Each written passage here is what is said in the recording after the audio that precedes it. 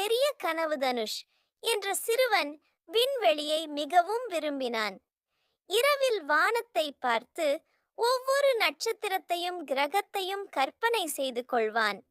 அவன் தனது விண்வெளி கப்பலில் ஏறி சந்திரனுக்குச் சென்று செவ்வாயில் நடந்து நட்சத்திரங்களுக்கு இடையில் பறப்பதை கற்பனை செய்வான்.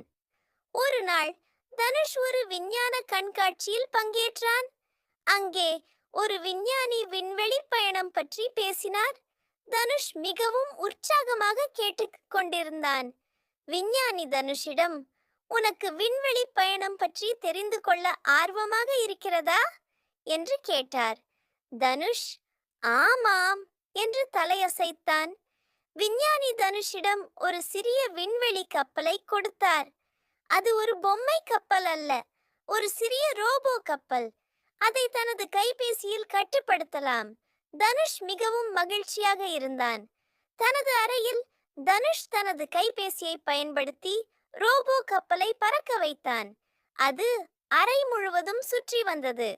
தனுஷ் தனது கனவை நனவாக்க வேண்டும் என்று முடிவு செய்தான்.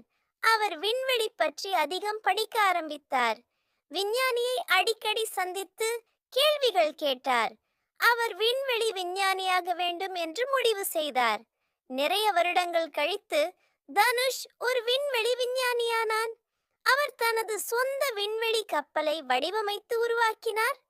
ஒரு நாள் அவர் தனது கப்பலில் ஏறி சந்திரனுக்கு பயணம் செய்தார். அவர் சந்திரனில் நடந்து பூமியை பார்த்தார். அவர் மிகவும் மகிழ்ச்சியாக இருந்தார்.